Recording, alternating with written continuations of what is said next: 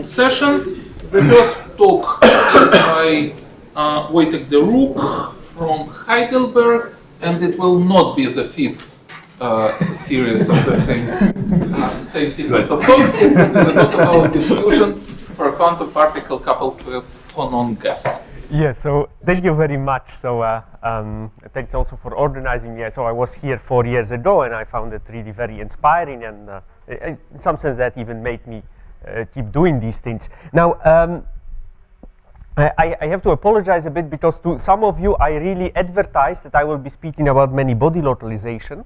I really tried to, but then yesterday I understood that I really don't understand my results. So I chose to speak about, to give an older talk, which some of you heard already, more than once in fact.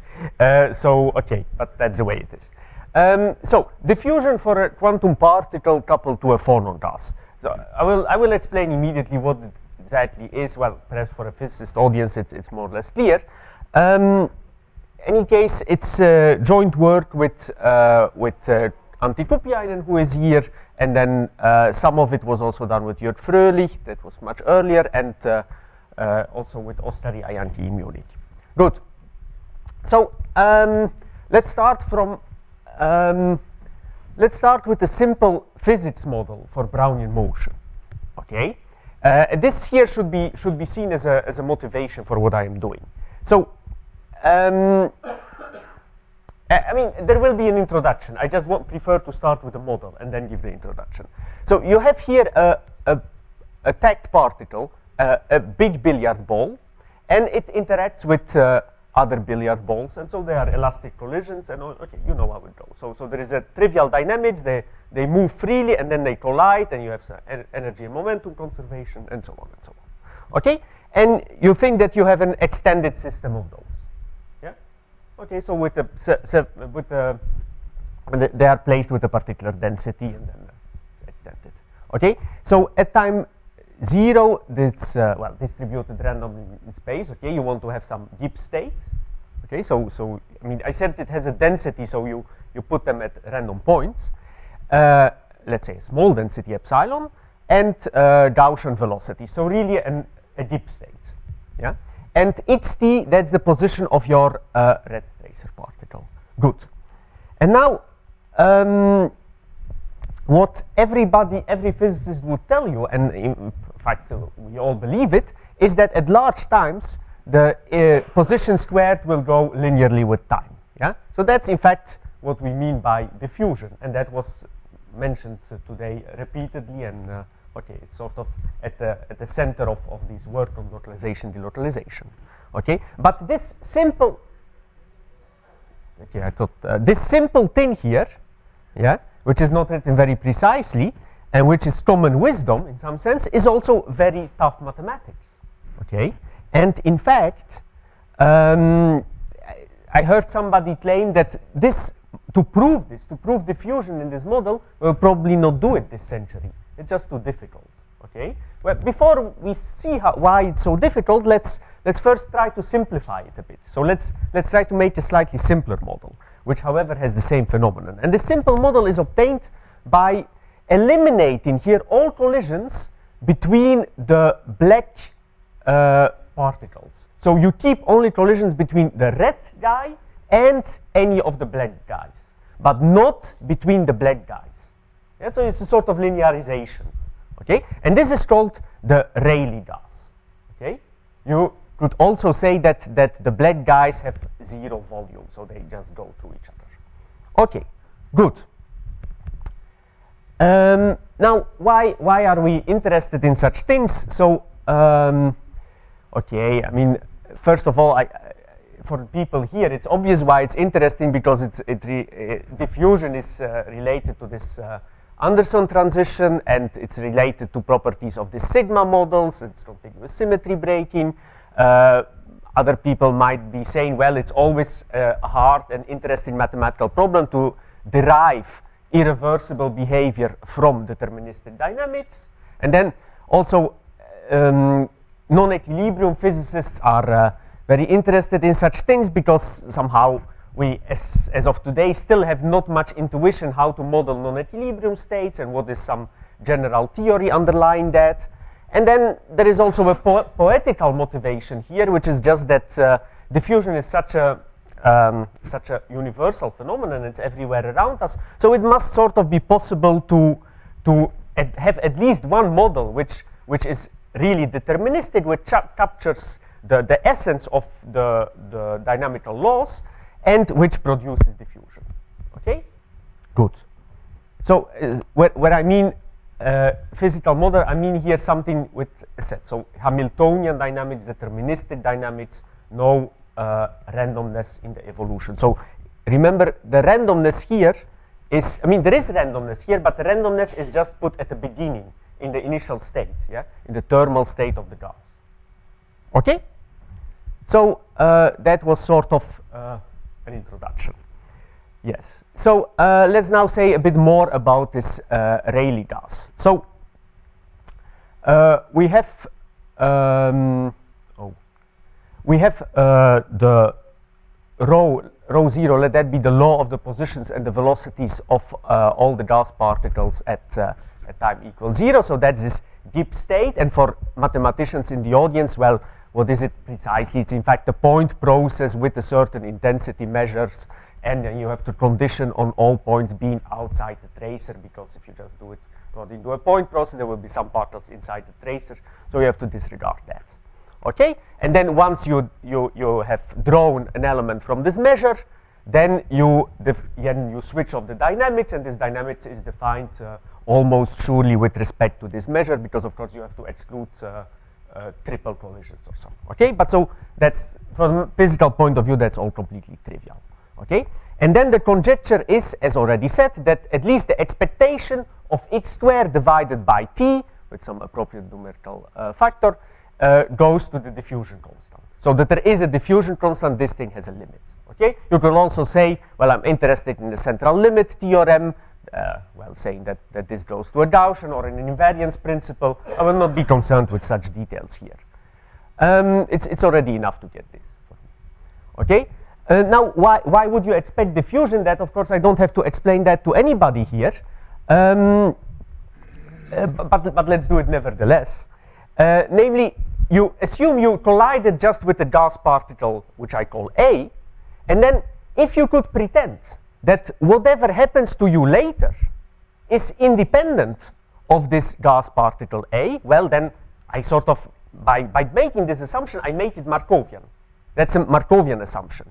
But if it really is Markovian, yeah, so if at time 0 I can calculate the probability that I get kicked by a particle and hit and then sent off in a certain direction, and now I'm saying after having received the kick, if the probability of what happens to me does not depend on having gotten this kick, then at the next time it will be just the same. So that's literally what it means to have a Markov process. Okay. So once you have such a Markov process, then of course there is some standard mathematical machinery to prove central limit theorem. Yeah, it's a Markov process. Of course, you need that it's with a there is really some independence, but the independence here is just supplied by the fact that this velocity. So you have a velocity, and this velocity gets kits, and so changes, and it decorrelates very fastly. Yeah, because the kits are essentially assumed to be independent. Okay, so that's the basic intuition, and in the end, this intuition is probably correct. But as said, we sort of have to make that precise. And okay, let me just mention that this jump process that you get by having these kits, this jump process is called the linear Boltzmann equation for people who know what that is. Yeah. Okay, but now the main reason why this intuition, what I gave, is just an intuition and is not the full truth, is that there are recollisions. Okay, so what is a recollision? Well, obvious, after a collision with a gas particle A, you sort of travel on, you have a collision with a gas particle B, and this kicks you back in such a way that you can catch up with A. Okay, and then you see A again, and then this Markov property that I assumed is certainly not true. Okay, because you have seen A before, so this what happens now is not independent of your past. So recall that this is sort of the only way, because it's not, you could think, okay, perhaps A can get back to you by C and B, but that's not true because A and B, they are gas particles, they don't see each other. Yeah, that was the simplification. Yeah, it's only the tracer particle that collides with the other guys. Good. So, so the main thing is about saying that these recollisions will not spoil the central limit theorem. Yeah? And the truth is that, in fact, we still don't know how to do it. So, in fact, I will have nothing to say about this model. We cannot prove central limit theorem for this model. Okay. So, here is a simpler problem that you might want to consider, which I will, however, not do, but let me introduce this. So, you could consider a limit such that this approximation of having no recollisions, which we sort of made implicitly, is really exact. How would you do that? Well, for example, like this. Let epsilon be the density of the gas, and let this be small. So the time to have one collision is of order 1 over epsilon. And the time for a recollision, how big is that? Well, I claim that to have such a recollision, you have to, you have to aim very well, yeah, because the second particle B has to aim you so well that you hit A back. But that essentially means that you have to meet them around the same time, because if you wait a long time, then it will be very hard to aim you back at A. So you essentially have to see them in the same time, but that means that you have to meet two particles in the same time of, let's say, of unit time. So that takes a time 1 over epsilon squared. Yeah. So in a time of 1 over epsilon, you will have the probability of having collisions of the order of 1 collision is 1, of the order of 1. Yeah. And the probability of having a recollision, at least one recollision, is epsilon. So that means that on this time scale, this can be completely neglected with respect to that. Okay. So if I now take my evolution, the real evolution of the gas, which depends on this parameter epsilon, I look at it at macroscopic scales, time over epsilon and x over epsilon, yeah, then I can expect to converge to this Markovian process, this linear Boltzmann equation, yeah, because in that limit, these recollisions are absent. Okay, so this is a conjecture here. I did not write it precisely, but that's a very reasonable conjecture. Now, I have to say you that even this conjecture, in fact, is not proof for this model, though that's probably doable, but it's not done. There are obvious corrections to epsilon squared to the Boltzmann? Obvious corrections of epsilon squared. Yes, yes. So yes, but well, yeah, of course there are obviously corrections to the diffusion constant and everything, but not obvious in the sense that there are something nice or so. But of course, you get the point. Yeah, in this limit, you lose these corrections. Yeah. Okay.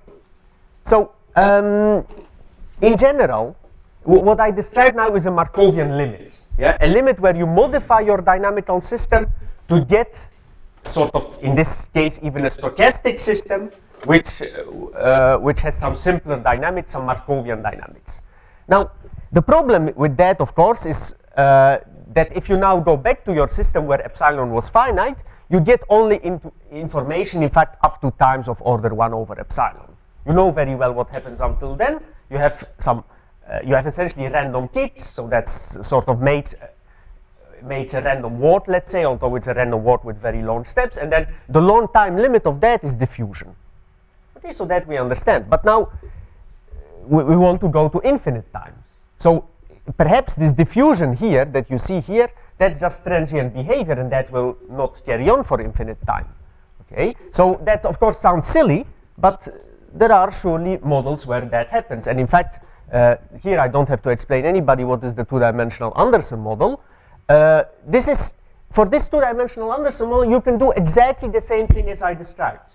You can make a Markovian limit by scaling space and time to go like 1 over lambda squared, where lambda would be the coupling constant with the disorder, and you do get there a linear Boltzmann equation. That was proven by Erdős-Jau. Okay. However, this Boltzmann equation that you get there is really only a transient description, because you know that, well, at least we think that the two-dimensional Anderson model, in fact, even for very small disorders, is really localized. It's just that the localization length is so immensely large that it takes a long time before you realize that your Markovian description is really wrong.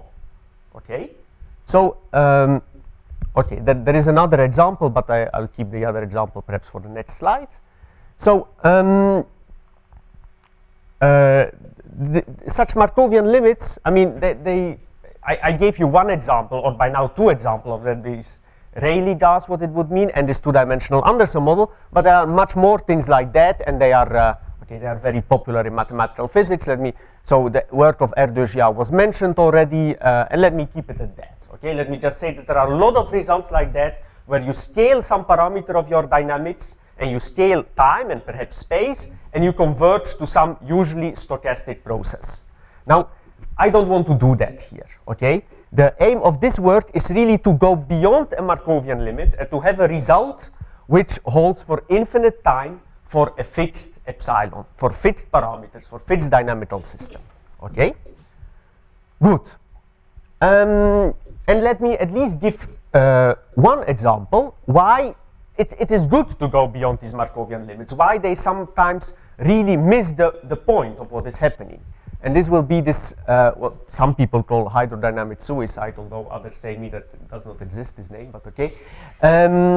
Yeah, so let us go back to the model that I started with. So not the simplified Rayleigh gas, but really the model where every ball collided with every ball. Okay, so hard spheres. Then I claim that the recollision probability decays polynomially. So what does it mean? So you have met a guy, a ball, you have collided with him. Now what is the probability that after a long time t you will see it again? You will collide with this guy again, thus invalidating a Markovian assumption. Of course that's very easy, because let us assume that what we are trying to prove is already true. So let us assume that the motion of a tracer particle is diffusive, and of course the guys with which you collided, well, that his motion will then also be diffusive. So after they collided, they are essentially doing Brownian motion. So the probability that they will see each other again, that's the probability that the Brownian motion returns to a volume around the origin, and that of course decays like t to the power minus d over 2. Okay? So this, well, of course the fact that the recollision probability decays polynomially does not yet imply that also the velocity-velocity correlation function decays polynomially, but it goes already a long way, and you can convince yourself, I mean, if you do this more carefully, that indeed this suggests that the velocity-velocity correlation function decays just like that. And this was, in fact, first of all, this is a generic property in momentum-conserving Hamiltonian systems. It's not just a special feature of the model that I described. And this was observed by Alder and Wainwright in the 70s. And it's important, because this velocity-velocity correlation function, of course, determines the conductivity. Yeah? So if this is not integrable, as it is, for example, in 1 and 2 dimension, this decay is not integrable, then you will get a divergent diffusion constant. Sorry, a divergent diffusion constant, okay, and conductivity. And so this leads to anomalous diffusion, so super diffusion in 1 and 2 dimensional systems, okay. However, the Markovian approximation completely misses this point, because the Markovian approximation sort of, if you get independent peaks, well, then your velocity decorrelates exponentially fast, okay.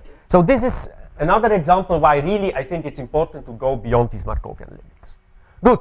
So now we come to a model. So I spoke up to now about this Rayleigh gas, and I also warned you that I will have no results about this Rayleigh gas. I have a result about this model, which is in spirit very similar. Okay, so let us introduce the model. So it's a quantum model. The Hilbert space is, so you have just L2 of the lattice, so that's usual here in these lectures. And then you have also a spin. Or it's not you don't have to take it seriously, that spin, but it's an internal degrees of freedom. So you have a particle with some internal degrees of freedom, and here you have, of course, Hilbert space of a phonon field, so some Fock space, for example. Yeah, this phonon field that models this background gas in my Rayleigh gas. Okay, good. What is the Hamiltonian? So there is here a kinetic term, free flight. so some hopping, but I take a very small hopping constant, or you could say a very large mass. So there is a lambda squared in front of the hopping.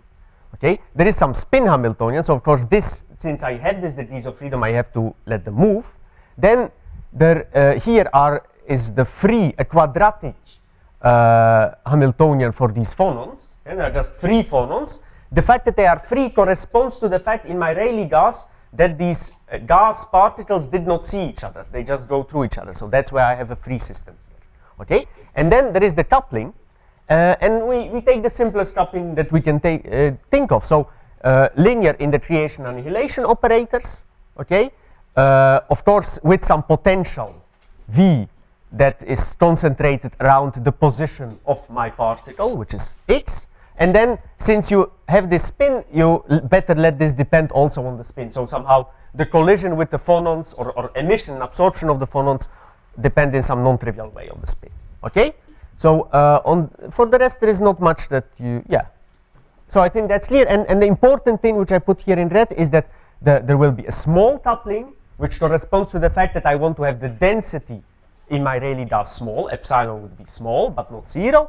And here I also put this small parameter in front of the hopping. Okay, good. That's all what you need to know. And then there is a result. Yeah. The result by now should be clear what it is. So I take an initial state. So I mean, it is a density matrix, except that if you see, as long as you are in finite volume, it is a density matrix. If you really want to take it seriously that you are in infinite volume, it is not a density matrix, but I'll sweep that under the rug here. We in fact set everything up in finite volume and take the infinite volume limit at the end.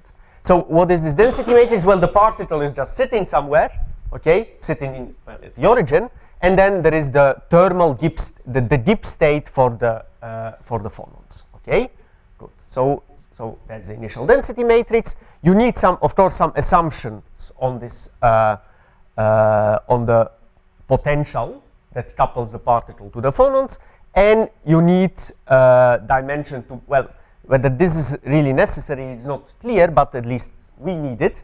We need the dimension to be at least larger than 3.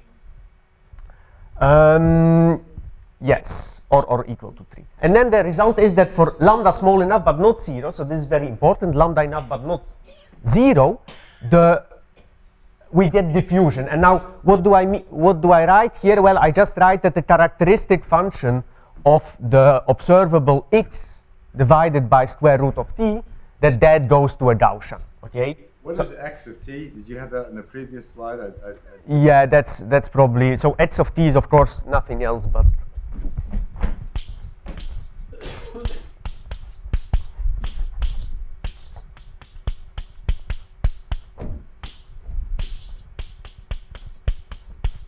just this, yeah? Just the time evolution. Okay? Good. Yes, so I mean, previously I just wrote that the expectation values of xt squared divided by t goes to a constant. That, of course, we can also say. Yeah, so it's, you just get a central limit theorem. Okay? And the point here is that, well, I don't know whether it's the point, but it's true, this diffusion constant, lambda, is you can expand it, and as a first order contribution of order lambda squared, it has the diffusion constant of the Markovian approximation. So the dm would be like the diffusion constant of this Boltzmann equation, yeah, for the Rayleigh gas. So this is the analog, because I don't have exactly the Rayleigh gas, so it will be something else, but you should think about it as the Boltzmann equation, as the diffusion constant of the Markovian approximation. And then there are small corrections which vanish as as the coupling constant goes to 0. Okay, so now what is the plan of the argument here? What is the philosophy? Philosophy is to first derive this Markovian approximation. So what does it mean? So you now you will send here the coupling constant to 0, and you keep a rescaled time fixed. So tau here is a rescaled time, yeah, and the real time goes to infinity. Just as in the Rayleigh gas, when I send epsilon to 0, I also have to send the time of observation to infinity as 1 over epsilon. Remind please, what lambda is the strength of electron phonon Yeah. interaction? Yeah. But it's more. It's also the hopping is lambda squared, so it's in 2 places. Yeah. Good. So this Markovian approximation here will be a Lindblad evolution, if you know what that is, or a master equation, or a Bloch-Boltzmann equation. You can choose. Okay. Now, what is a bit different from this Rayleigh gas is in the Rayleigh gas I needed space rescaling. But here I don't need it. Why I don't need it? Because even though I have to wait a long time of the order 1 over lambda squared to see one collision, I also have a very small velocity because of the small hopping. So the distance traveled between 2 collisions is of the order of 1. So that's why I don't have any space rescaling here, but I did have it for this Rayleigh gas. Okay, so that just means that here this Markovian approximation really is very well described by a random walk. It's essentially a particle that is creeping very slowly. So it's just making small steps, you could say. Okay, good. And then once you have done that, once you have derived this Markovian approximation, then you want to undo this limit lambda to 0. So now you want to do perturbation theory. You want to have this Markovian limit in mind, and in fact you want to set up now a perturbation theory about this Markovian limit, which is just a random walk. Okay, so you want to set up, in fact, a perturbation theory about random walk. And the analogy that I have in mind for that is that I do a random walk in a time-dependent, slowly decorrelating random environment. So the phonons are in some sense so first of all, the phonons are of course responsible for this random walk, but then at the second stage, the phonons set the random environment, the time-dependent random environment in which this random walk is evolving. So it's a bit convoluted, but it makes sense. Okay, and then once you are saying all these words, yeah, that you are perturbing around a random walk, then you have improved your life a lot, because that means that instead of having a problem of Hamiltonian dynamics, you now have a problem of statistical mechanics. Yeah, if this argument works, if this plan goes through. Okay. Good. So let us look at the different ingredients of this strategy, of this plan. So first of all, there is the Markovian limit. So what sort of limit is that, and where should you know it from? Well, you see, I mean, here is one way to say it, and I say this so that you would recognize it from other instances. So you have the time evolved density matrix. So here again, rho t would be just the time evolution of rho, and you trace out the environment. So you have a particle density matrix. Yeah. And now the claim is that this particle density matrix in some interaction picture with respect to the spin variable, because the spin variable is very fast, it's the only thing which is not slow, which is not weak. In some interaction picture, this converges to another evolved density matrix, but now an evolved density matrix just in a Markovian way. You see, you get it by applying some semi-group to the initial density matrix in this limit.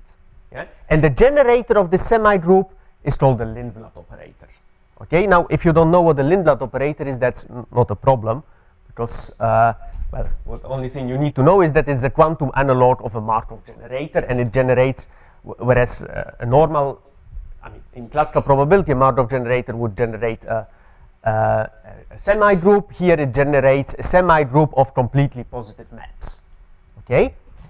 Question. So yes. What is spin degrees of freedom doing here? Yeah, so they are in my dynamics. Yeah, and now most things in my Hamiltonian are slow. So the hopping had a lambda squared in front of it, and the coupling had also a lambda.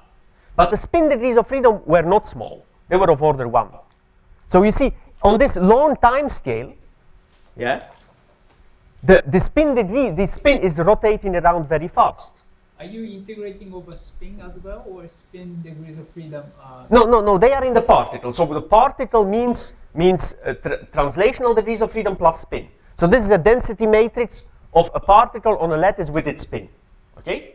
I'm just saying that to get this nice limit here, you have to go through some interaction picture with respect to the spin, because the spin is really oscillating with a rate of order 1. So on this time scale, it will be oscillating like crazy. Yeah, that's it.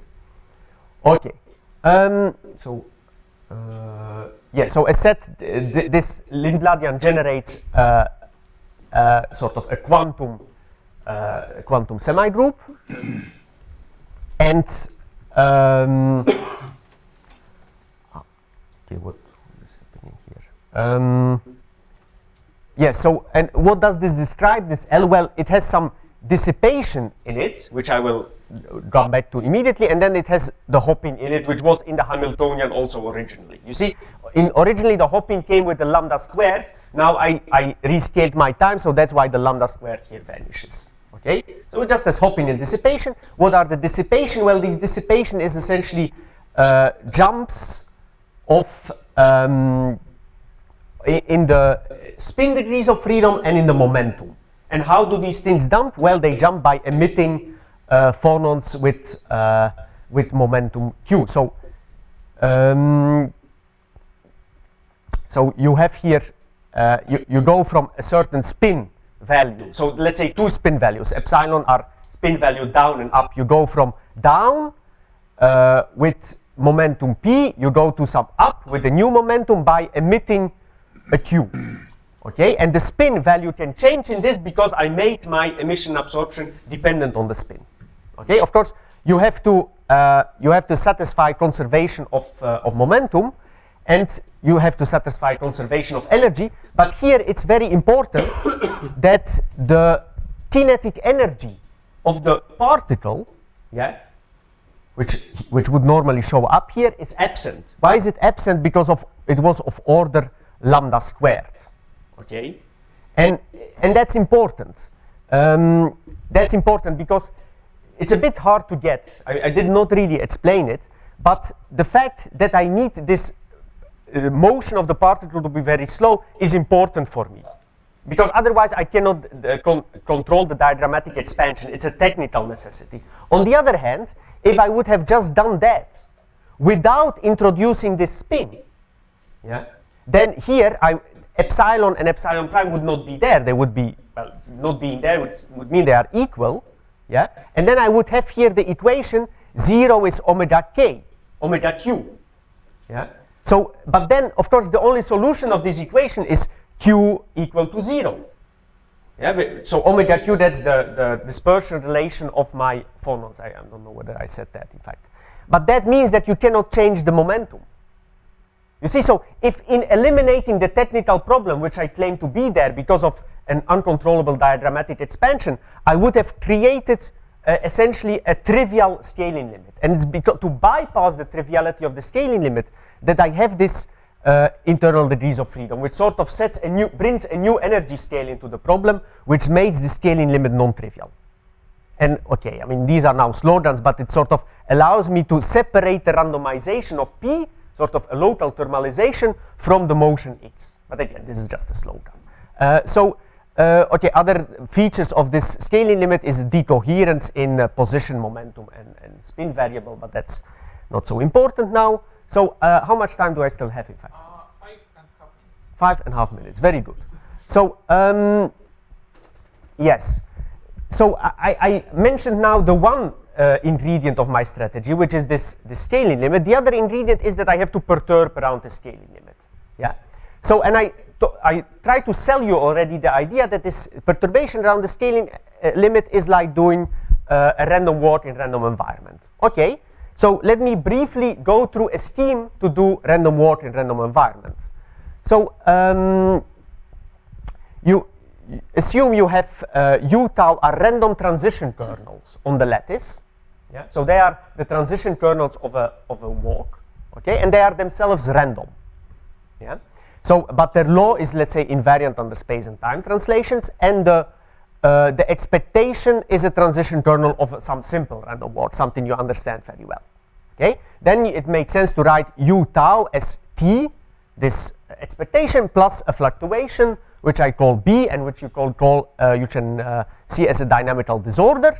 And then one of the parameters of such a model would be the disorder correlations would be the correlations of this B. And let's, for a moment, although it's completely unrealistic, assume that in fact these dynamical correlations are Gaussian, then this is the only parameter in the game. Okay? And then I define here some measure of these disorder correlations by summing. You see, this second variable, these jumps are local. So B depends on two variables, but these variables are sort of tied to each other. So I mean, it does not, I can just sum out the second variable, and then you have something that depends on the first variable. So it is the disorder here and the disorder here. Yeah, so H2, and I write H2 minus H1 because it's translation invariant. Yes?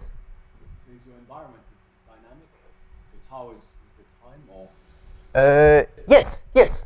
Yeah, so the environment is dynamic. Sorry, so U depends on tau.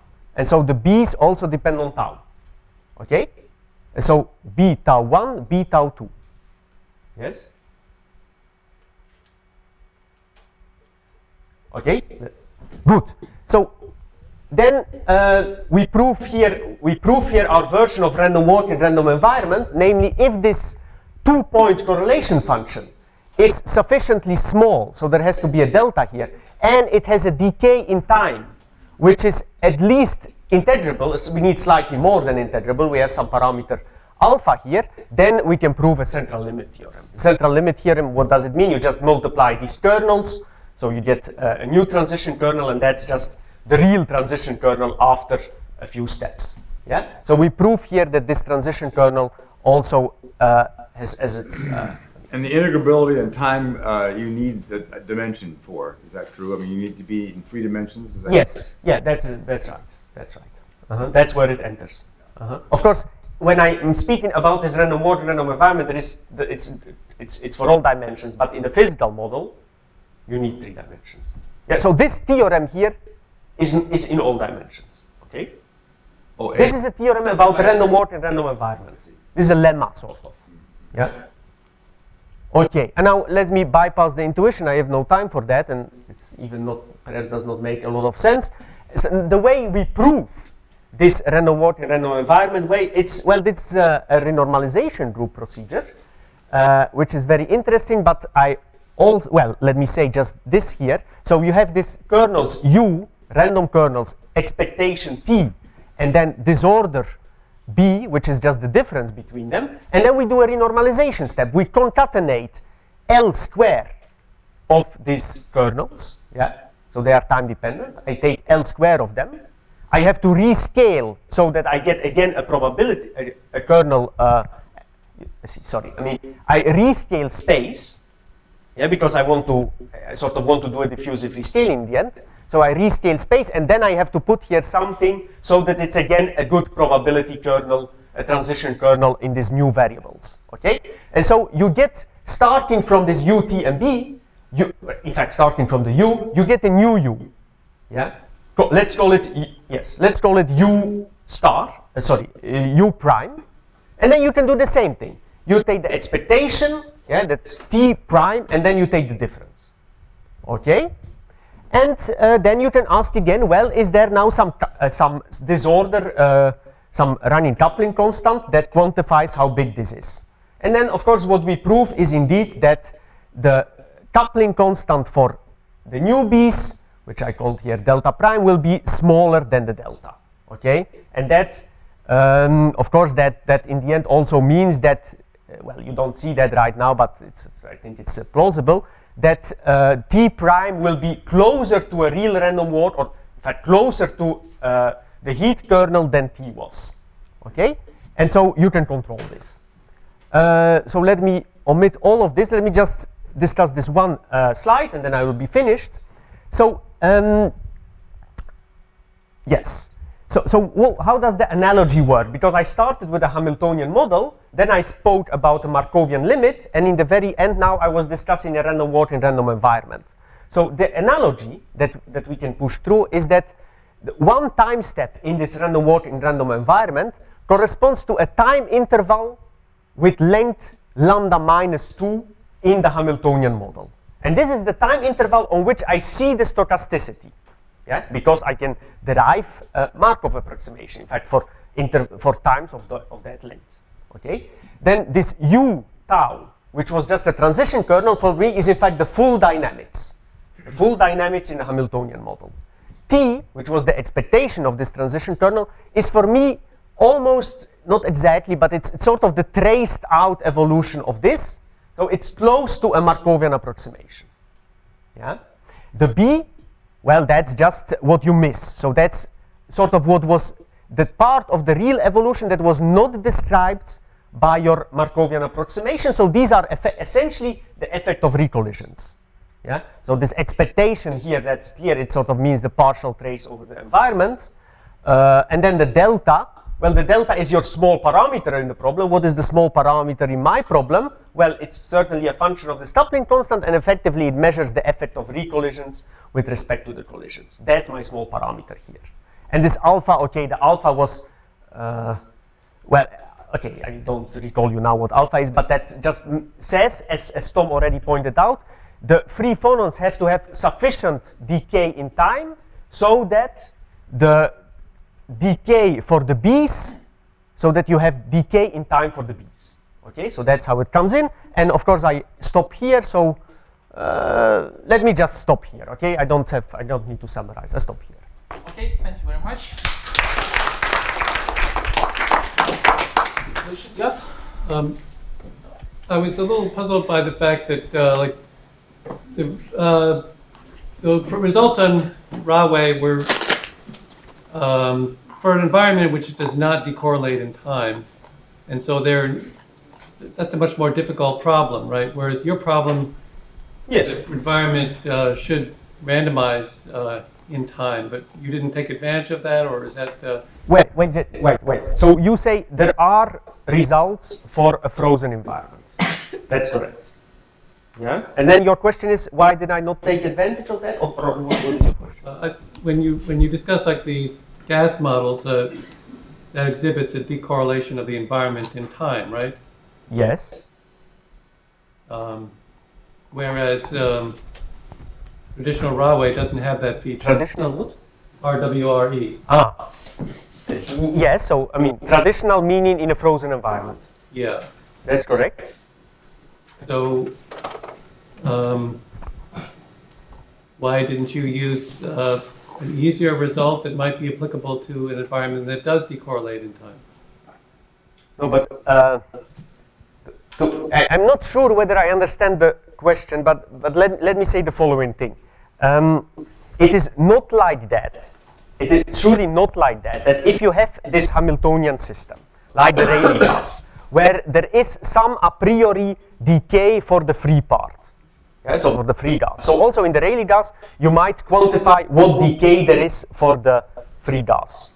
Yeah? It's not like that, that you can just take this and now make a random walk and random environment with the same decay and use that to prove diffusion in the original model. That's not true. That just works. I mean, I did not really give you enough details to see why it works in this model. I mean, so this strategy was not like a general strategy that you can now go and apply to all sorts of models.